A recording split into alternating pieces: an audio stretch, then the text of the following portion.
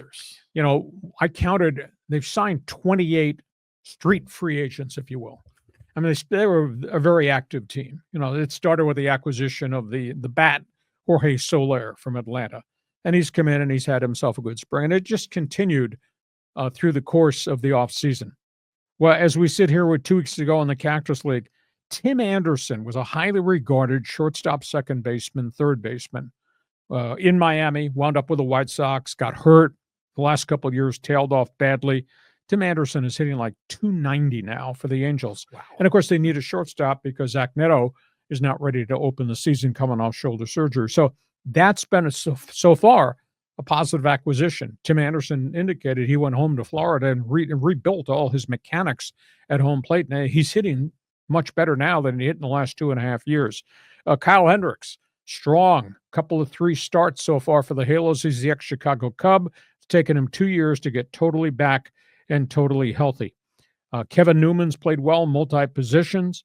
Travis d'Arnaud has been very trustworthy behind home plate and a little bit at first base. He'll be the backup to the catcher, Logan O'Hoppe. So they've got a minimal number of veterans that they've added in the offseason that so far have done very well in the spring and have all had success in the major leagues. Here's a surprise name.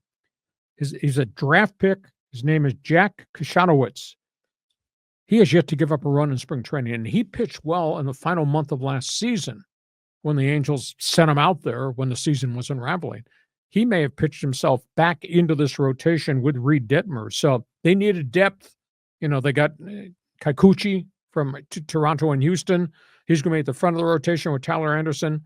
But if indeed Kashanowitz is the real deal, and so far nobody's beat him up in spring, and he pitched well at the end of last season, suddenly it looks like they've got some pitching here for opening day. So Angels are a work in progress, but some of the guys who've gone after, I think, have done pretty well. Yeah, I thought Tim Anderson was done. I thought his career was over. So the fact that he's resurrected himself, yeah, good on him. You know, he's a good guy.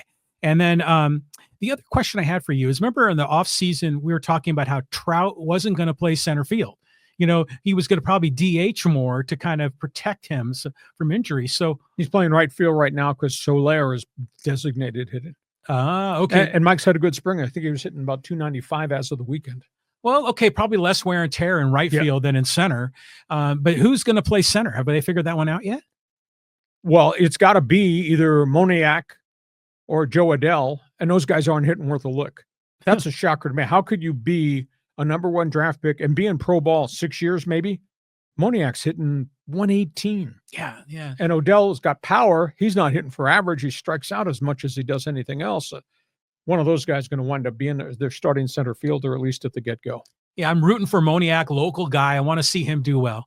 And by the way, you kicked off this segment talking about Angels street free agents.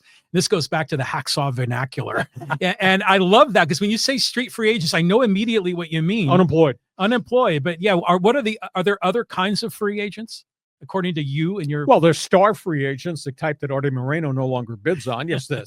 But street free agents are guys who've been out there and guys who are veterans who've had bad seasons, weren't re-signed, or guys have injury history, not re-signed. Tim Anderson is a prime choice. He was a really good infielder with Miami and then went to the White Sox in a trade and then proceeded to get hurt 2 years in a row, and his numbers just dropped off the face of the earth. And as you would say, looked like he was done. Well, so far, so good. We'll see. I think it was the other way around. Didn't he start with the White Sox and then would finish with the Marlins? Because I remember they had that game in the cornfield, like Field of Dreams, and it was the White Sox wearing the old Black Sox jerseys. And I remember Tim Anderson was one of those guys. So, he did well early. We'll just have to see how this goes.